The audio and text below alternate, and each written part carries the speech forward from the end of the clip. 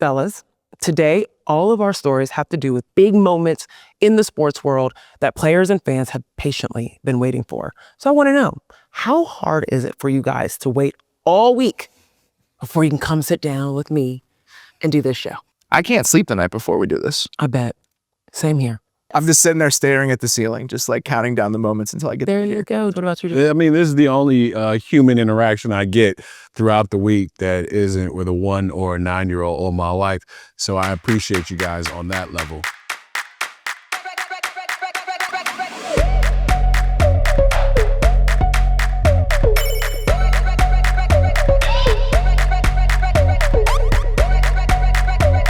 They have the immense talent, but can they step in, fill that vacuum, and immediately turn it on? And sometimes it's tough. Robert, Jason, we have a full plate of stories today. I'm going to lay it all out in the rundown presented by Citi Strata Elite Card. Rewards where it counts. First, I am so excited to get into the breaking news that the WNBA and the WNBA have finally, after months and months of negotiation, come to a verbal agreement for this season. We're going to talk about the numbers that are transformational, or as Paige Becker said, sensational. Amazing. Amazing news. Then we're going to get into NBA expansion. New cities are in the running, the league is about to get bigger, and we're going to have thoughts on who's next. And we're going to talk about that. Also, which cities deserve to have the next big sports team. Finally, everybody knows it's March Madness, baby, and we're all fully locked in. So mad. So we're going to go do a deep dive into the two #1 blue bloods on both sides, with men and women's, just talking a little bit about what the weight of greatness looks like for these teams as they try to put it all on the line and get a title. Y'all ready? Let's do it. Let's go. Now, this is my kind of news. After months of league negotiations, the WNBA get to a verbal agreement on the CBA, collective bargaining agreement, the document that basically sets all the rules for how their league operates, and particularly the money. And the numbers in it are insane. They didn't like what it looked like before, and they wanted to continue to build on the meteoric rise of women's basketball. They knew their worth. They put their feet down, and they stood on business, and they finally got a bag. One thing that definitely got a little fire under their butts was realizing the season's almost underway. May 8th is right around the corner. They were in there for 8 days, 100 hours, in the trenches, into the middle of the morning, not even the night. I mean, walking out 3, 4 a.m. saying we're moving in the right direction for days and days and days, and they finally get it done. You interviewed Nafisa Collier for the Athletic Story a little while back. She's vice president for the union and was publicly very critical of the league's commissioner. And you know a lot of the other people who are a part of these negotiations. So what are you hearing behind the scenes drama of it all? There was this building tension going into the CBA that kind of broke open when Nafisa Collier publicly called out the WNBA's leadership as being the worst leadership in the world. And so I think that in the midst of these 100 hours of negotiations, things got real serious. And the players were like, we're putting our foot down. When they authorized the PA to call a strike, I think that showed you just how insulted they felt and were ready to lock out if they needed to. Tensions quieted down and negotiations ramped up, and they were able to get it done. There are seminal moments in labor negotiations in sports. Oscar Robertson did it during a all-star game where he's like, we're not going back out there till we figure these things out. And that was kind of the beginning of free agency across sports. Kurt Flood. So I think Nafisa should be put in those names with those icons and legends when it comes to saying something uncomfortable to get something uncomfortable done. So I got to talk to you guys a little bit about these numbers. In 2020, a lot of what the players were looking for, buying for, their whole purpose was to meet the players' dignities. So ensuring that they had an average salary that they could play with and not have to depend on their overseas salaries, which players still did because the average salary is about $120,000. But they also had things like not needing to share hotel rooms while they were on trips, or flying commercial and being able to get into a seat that might be more fitting for their longer legs. It was a baseline metric. They did all of that knowing that this new CBA 2024 was all about ensuring that the money aligned with the value that they were bringing into the WNBA. So here are the main points that happened. Number one, $7 million salary cap. Ooh.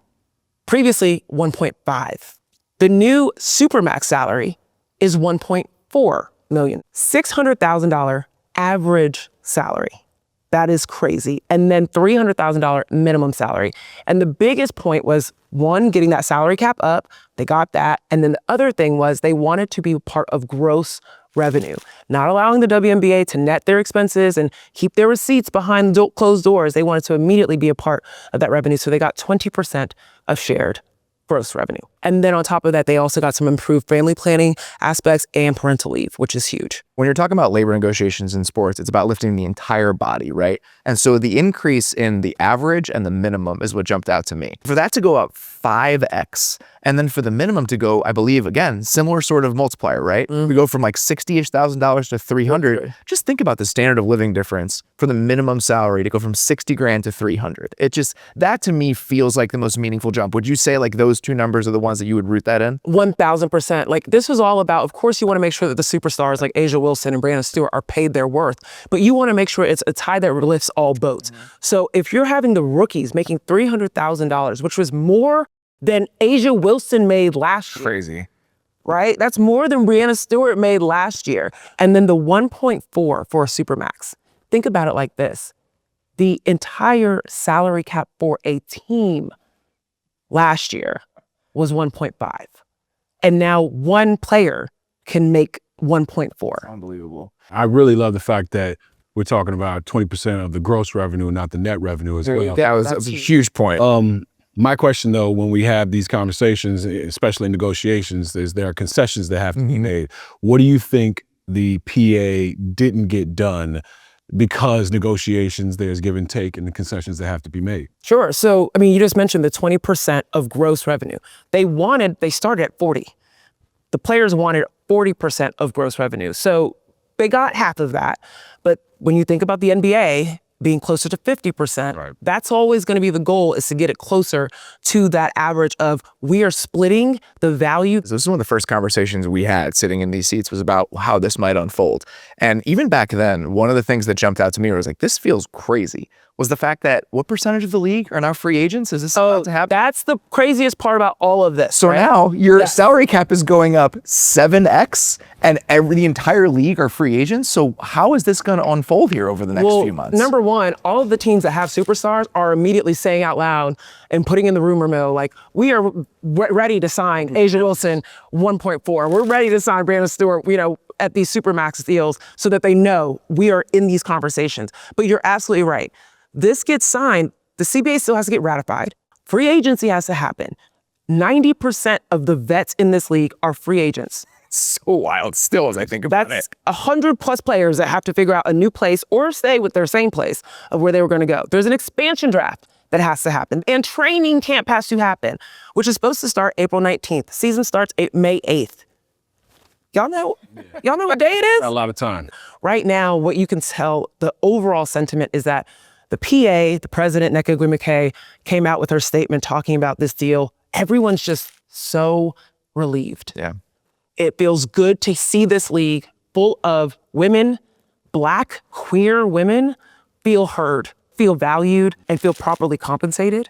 And this is a good momentum to ride into the season. And trust me, the WNBA nor the PA wanted this to be delayed any longer. Yeah. On May 8th, Dallas takes on Indiana. Indiana, with Caitlin Clark, Aaliyah Boston, Dallas, Paige Beckers, and whoever gets drafted number 1. 4 number 1 draft picks in the most consequential years of draft picks are going up against each other on opening night. Nobody wanted to delay that. That is popcorn basketball, baby. Y'all, big news. Huge news. Kind of. The NBA is on the verge of a major step towards expansion. Doesn't that sound? Verge of a major step towards expansion. This is, A lot of caveats. A lot of it's sort of. The announcement. Right, the announcement of the announcement, exactly. So what's for sure is that the league's board of governors is voting next week on whether to explore the addition of 2 new teams. And the Athletics' Mike Vorkunov is here to tell us what we need to know, why should we care, and answer our burning questions about the sort of news out of the NBA. Welcome, Mike. Thank you for having me. So you've been following this story, getting to the bottom of it for the Athletics. So first of all, big picture, what's going on?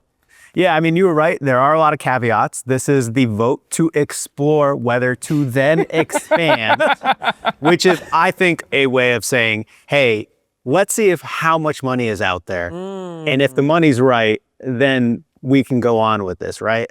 Whether it's in Vegas, whether it's in Seattle, I think the NBA is looking for $8 billion for an expansion franchise. A few years ago, people were saying it could be $5 billion. Look how much the number has gone up since then, right?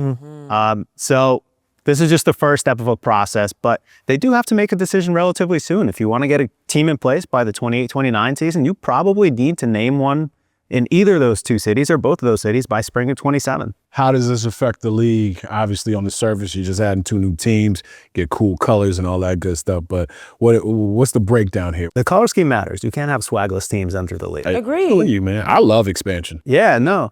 Look, I mean, you might have realignment, right? Somebody's got to go over to the East. You can't have 17 teams in one, 15 in the other. You're going to have 2 expansion drafts. That's going to be highly chaotic. That's a seismic shift, right? For the owner's side, the dilution of all the revenue that they have, which is really what a lot of them are going to be deciding on, is like, is it worth it for us to give up in the short term the amount of money we would get from the NBA every year or whatever the trade-off is? So there could be a lot of consequences for all this. In terms of dilution, I think about the talent pool and whether or not adding 2 teams. I mean, you look at how many teams are actively trying to lose games right now. I think the devil's advocate point would be, you add 2 more teams, does that make that problem even worse and maybe further diluting the talent pool across the entire league?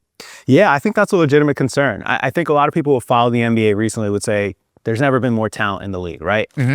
But if you split that up amongst 2 more teams, that's 30 new jobs, 6 new 2-way contracts, right?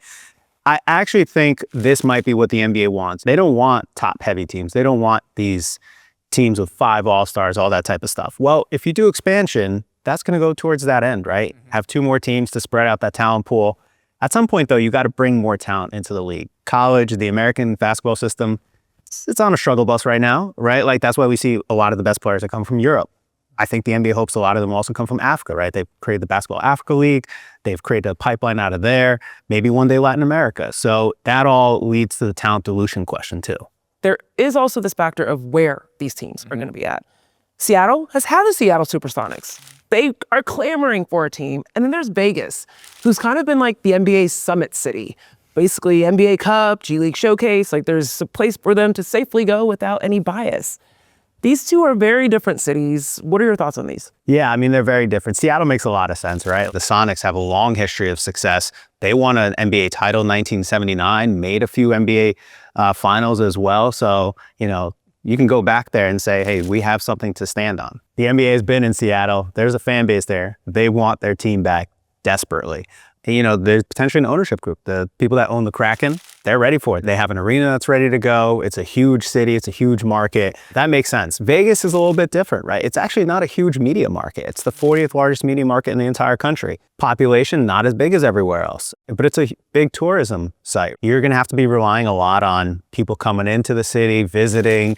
The Golden Knights won a Stanley Cup, made a Stanley Cup in the very first season. Allegiant Stadium's a big success there. $2 billion stadium there. And the NBA is the 5th team into the market if it gets there. You got the Sphere that sells a lot of tickets. There's a lot of things that can, take your money, right, instead of basketball. Despite all the stuff that I mentioned, Vegas team might be worth more than the Seattle team, but I don't know how they'll build an arena. That's a little bit more complicated. They've already spent $1.1 billion over the last few years on public stuff. They're not worried about the public school funding in Vegas. Not at all. Yeah, it's going to be okay. It's such a transient city. Well, with football, it's once a week. And so the idea of like having a road trip, like, oh, the Packers are playing in Vegas. Let's go to Vegas for the weekend. Yeah. I'm not sure you're going to see the Bucks on a Tuesday night in October, like building a trip around that. Maybe you are, but I think it's just a different sort of gambit with that, with basketball. Yeah. Mike, when you come to the Athletic Show, we talk about sports a little differently here. And we play games because I love them. So let's think about a city and a team from a league that we would insert a sports team and think that it would thrive. Robert, start us off. Mine is based on personal experience. I went to college in Missouri in the 2000s. A lot of the kids I went to college with were from St. Louis. They were huge St. Louis Rams fans. And St. Louis loves the Cardinals. It's the only major team there. And even if you think about it geographically, like there is a huge spot missing in the middle of the country. And so I also like righting wrongs. Like the fact that the Sonics go back to Seattle feels correct to me. So St. Louis getting an NFL team back, there's just a lot of different levels where I would be supportive of that. I love that. For me, it would be Charlotte. It was like the 3rd or 4th fastest growing major city in the country. Got all the tech, got all the finance right there. They do a great job with the Panthers. They've welcomed back the Hornets after they went away for a little bit. I think Charlotte, having a baseball team would be kind of dope. Actually, and had a chance to go work in Charlotte on the radio. And the only reason I didn't take the job is because during the summer, what are you going to talk about? I love that. Well, I mean, you guys are taking big cities. I think I might take this another way that I thought about it. I was watching, this is me random, I was watching Italian soccer a few months ago. And I think it was Lake Como. There's a beautiful soccer stadium on the water. The vibes are amazing. Okay. I'm like, can we do this in America somehow? So what if we put a baseball team in Portland, Maine, on the water, great views? Why does Boston get to claim New England for its own? Yeah. There you go. So I'm going to go a little different, and I'm going to go one, city based on athletes just being bred there, and then two, a league that I'm so excited about just growing. League One volleyball is popping off right now, and I think we should put a team in the Norfolk, Virginia Beach area. Really? Gabby Douglas, Allen Iverson, Cam Chancellor. Like, there have been some huge legends that have come out of this area that I'm like, yeah, there's a lot of athletes in this space. So let's see if we can find another way to get a new route for them to go into in volleyball. I think there's so many different ways to think about this, but either way, expansion is fun for the fans. We'll see what the owners and the players and all that happens, but it is fun for fans to be able to get the opportunity to watch pro sports live. So thank you, Mike, for giving us a little breakdown on NBA expansion. We'll see what happens with the vote to see what happens with the expansion. It's the exploration. Yeah. Oh, exploration. That's right. Yeah. Exactly. Yeah, we'll see in a year. We'll get back to it. Album dropping soon. All right, y'all. March Madness is upon us. Big dance. Jason, I know there's one thing that makes you mad during March, and it's those damn Cinderellas coming in and poisoning the well. Yeah, that and the I've dubbed it the Festival of Missed Jump Shots, but it hasn't been that way so far. So I'm fingers crossed. It's starting out pretty exciting. So we're actually talking about the blue bloods that are on both sides of these brackets, men and women's side. No 16 seed talk here today. All right, Cinderellas, put your shoes away. We're not talking about y'all. We are going to do a deep dive on the two top seeds in this year's tournament. And here to help me to explain the weight of what it feels like to come with those high expectations is Scott Dochterman, who writes about college sports for The Athletic. Welcome to the show. Hey, glad to be here. It's been a good tournament thus far, and we still have the Blue Bloods. There you go. So I want to explore one seeds in Duke on the men's side and UConn on the women's. And it looked like we might have not been talking about Duke today. Oh, we would have. Okay. Oh, we would. Oh, we would have talked about different conversation, sure. Different conversation, exactly. They almost had an upset in round one. It was ugly, but they did get it done. So, Scott, where were you when you were watching that game? What was that like for you? I was actually driving to Chicago. There we go. No way. So I had to pull over and for the last few minutes just to make sure that everything worked out all right, because I thought, okay, this has got to be a cakewalk, right? And turned out it was not a cakewalk. It was cake in the face. But I think overall there was Duke finally had enough juice to get it done. But right now with Duke having two of its key players out, Caleb Foster and Gangba, having those two out, they're down to a 7-man rotation, and now they've got to be focused. Y'all were watching that game. Thoughts? It's interesting to me that Cam Boozer and Caden Boozer, who got all this press coming into it, Cam has obviously lived up to it. Caden has become a bigger part of his team. There was times the other night where he was the best player on the court. So this amount of stress, Duke's kind of used to it, but this is a new area for them with John Shire. Yeah, it is. I mean, this is his 4th year, and he's been amazing. 122 and 24 in 4 years. Final Four last year, Elite Eight the year before, but not having Caleb Foster until maybe the Final Four, they're going to have to survive without him. But I also think Caden is finally stepping into his own. And now does he look ahead? Does he think, maybe I should go to the league next year, or can I hang back, collect on some NIL. IL money, baby. Yeah, now it's not an either or, it's a both. You're making about the same. And can he follow up his brother, 2 boozers in a row being the National Player of the Year? I feel like that Duke team was more fragile than people were making it out to be, because early in the season, they were playing around with lineups. Caden was starting at the beginning of the year. Then Caleb Foster was starting. And so with Caleb Foster coming out, you kind of get back into that space where they're still trying to figure out how all the roles fit together. And I think people didn't take that into account enough as they were thinking about what this team would feel like in the tournament. Absolutely. And when you're inserting freshmen year after year after year, can they step in, fill that vacuum, and immediately turn it on? And sometimes it's tough. And I think what we're seeing with Duke is once they beat Michigan, then I think everybody's thought that they're for real this year. They are the #1 seed. They are the best team in the tournament. But now with those injuries and they shortened in the rotation, they didn't have their cakewalk. They weren't able to get their whole bench out there against Siena.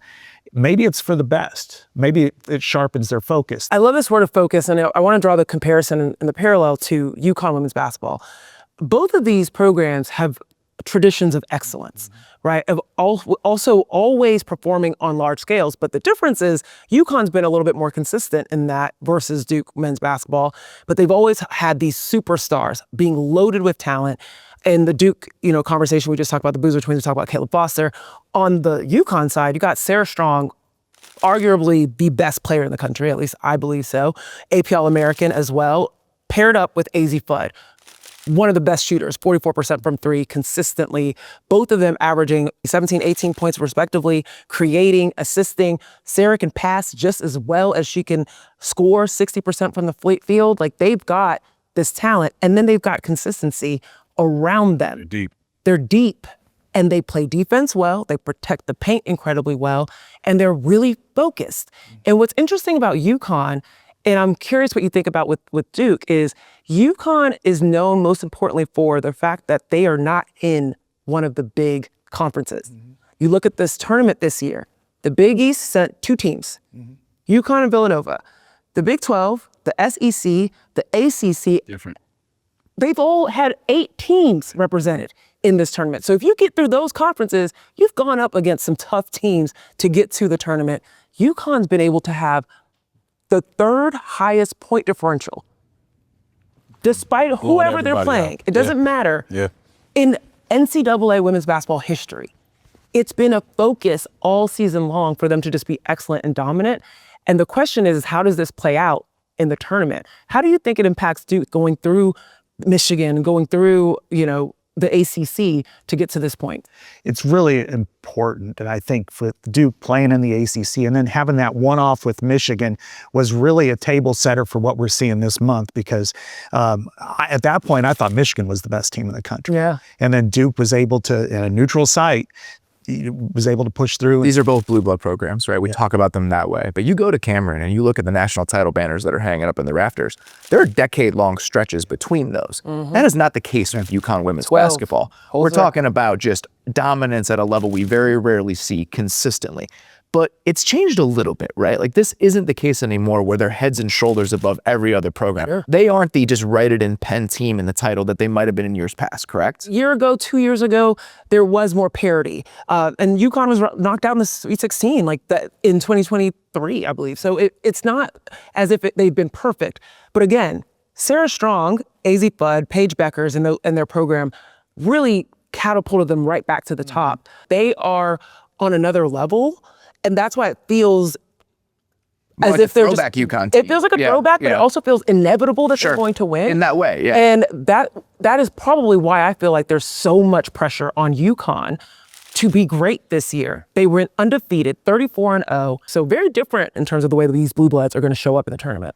No question about it. And I think that's what's going to be fun to see UConn in particular go forward, because even in the other regions, there's some really big games. I think that the pool is gradually getting wider, but UConn is such an iconic program that it still has the heaviest concentration of talent at the very end. And UConn is great when you get Gino Auriemma to be as ornery and as irascible as he is. Like, when there's a lull, that Gino's probably not feeling his squad, but when he starts to talk his shit, he's ready to roll. A guy who's not in Gino Auriemma's situation in terms of winning championships yet, John Shire. When you get when you get handed this kind of job, like there's 5 or 6 jobs in college basketball that you leave every other job for.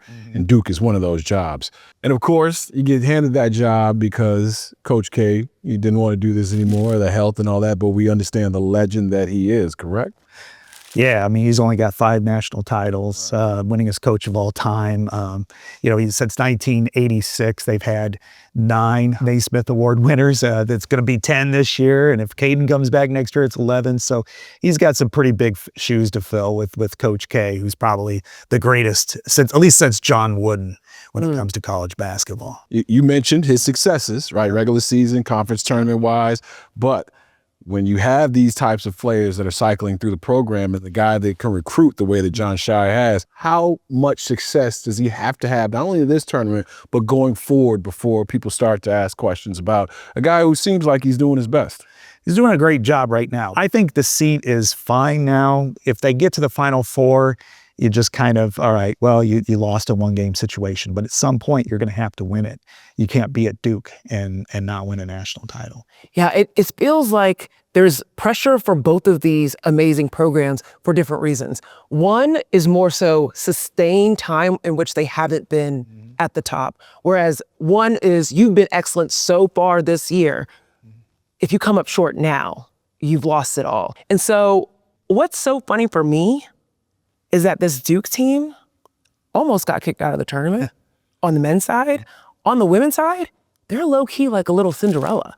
Like opened the preseason top 10 ranked in the country and then lost a ton of big-time games, non-conference. And then all of a sudden, Kara Lawson was like, I'm putting all my money on defense.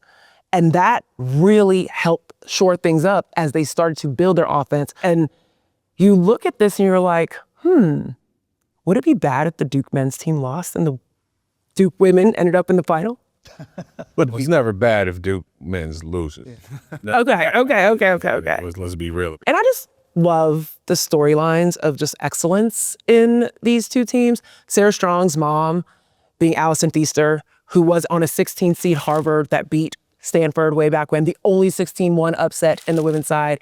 And then, of course, the Boozer twins being the sons of Carlos Boozer, won a championship with Duke back in 2001, played 13 years in the league. This is really cool that the stars of these two blue bloods have also stars in their families. Love to see nepotism. Okay, so we've only played one game today, so I think it's time for another one. Don't worry, Jason, Robert, you don't have to play. So Scott, are you in? I'm in. Okay, perfect. This is called Match Made in Heaven. You choose a player from Duke, and I'll choose a player from UConn, and we are going to match them up to the perfect NBA or WNBA team for next season. Okay? So you'll go first. I got to go with Cam Boozer for sure. Okay. And I'm gonna throw him on the Sacramento Kings. Why would you do that to him? Okay, let's go. Let's go. What's your thoughts? Well, I want to see him with Keegan Murray. And even though Keegan's been hurt most of this year, but I think they've got somewhat similar skill sets, but personality-wise, they couldn't be more different. Keegan is very buttoned up, and whereas Boozer is he's all over the place. And then if they could somehow convince Russell Westbrook to come back, and you have those two kind of going off against each other. You got the land of misfit NBA toys on that team. Yeah. Okay, that's fun. For me, if AZ Fudd goes number 1, that means she's going to the Dallas Wings. And I think Dallas would highly benefit from having a player like AZ Fudd. Why? Number 1, the Paige Beckers, Arike Ngubawale duo did not pan out the way that Dallas fans. They both need the ball. Right? They both need a ball in their hands, et cetera. And there's a factor of Paige Beckers is going to have the ball in her hands, and she needs somebody to shoot off ball. You got AZ Fudd, 43.6% three-point shooter in college, and also someone that did it for a significant time with Paige at UConn. Doesn't hurt that they're also allegedly paired up. Yeah. So I think that would be a really fun thing for Dallas. Fans would be so bought in on that duo. So it would be money galore from tickets being sold and marketing deals being signed. Well, Scott, I think you and I were a match made in heaven to break down the blue bloods of this tournament. Thank you so much for joining us. Thank you for having me. Appreciate you. Of course. You ever get that itch where you just want to know something you didn't know before? Every day. Every day. Yeah. Every day. Right. Scratching an itch always feels good. You should probably get that checked out if you have an itch that feels too good. But not before we play another edition of LFG. That's right, learning feels good, everybody. Woo! I give you a number. You tell me which of the 4 options it belongs to. Simple as that. Let's start. The number is 32. Is it A, the number of points Jack Golke scored for 14 seed Oakland in an 80-76 upset over 3 seed Kentucky in the 2024 NCAA tournament? Is it B, how many days had passed after the conclusion of the Africa Cup of Nations Soccer Championship when the title was stripped from Senegal and awarded to Morocco? Is it C, the number of rackets Novak Djokovic, the Joker, has smashed that have sold in public auctions, the most expensive being his 2012 Australian Open final racket, which fetched $540,000. Shout out to y'all for spending money on broken things. Which, I mean, Crazy. every relationship, right? D, how many NIL deals McNeese State University team manager Amir Arakan has landed since he became a viral sensation for his rap performances during March Madness? The boombox, baby. Boombox. Yes. Go to vibes. 32 is the number. Give it to me. A, B, C, or D. I'm gonna go C. That seems like a reasonable number. I'm gonna go with D. Shout out C to or D Amir. are my guesses. Shout out to Amir. The answer is A. Oh, dang. The number of points Jack Golke scored for Oakland in an upset over Kentucky. I do vividly remember the jersey, though, the black and gold jersey. Yeah. He's currently playing for the Texas G League team. He spoke with athletic writer and friend of the show, Rustin Dodd, Yeah. for his great article called, "I Was Never the Best Player on My Team, Then I Became a March Madness Legend." Shout out to Jack. Remember this game? The guy hit 10 threes to lead the scrappy Oakland past powerhouse Kentucky. Golke was as surprised as we were, obviously, when he hit those 10 threes. Before going to Oakland, he spent 5 years at Hillsdale College, a Division II school in Michigan. He was never the best player there either. So shout out to those legends who we find out a little place, they carve out a little place in our sports hearts for them during this time of year. Do you guys remember a game that nobody became a somebody? The one for me is Fareed Arokmanesh. Yeah, Ali would be the one for me as well, because that UNI team and where he was shooting from at the time. Like, yeah, we see people pulling up from the logo. It's like, all right, it's become commonplace, but he was pulling from way downtown. There you go. Okay. I mean, I think the most legendary one is Stephen Curry, right? And his name becoming, with the Davidson run, like his name becoming this big name and everyone being like, oh shoot, maybe he should go lottery in the NBA and be someone. And that is our show for this week. Big shout out to Mike Vorkunov and Scott Dochterman. Remember, you can catch new episodes of The Athletic Show every Saturday on Fire TV. First, early Saturday. And don't forget to head on over to theathletic.com for more of the world's best sports journalism. See you next time.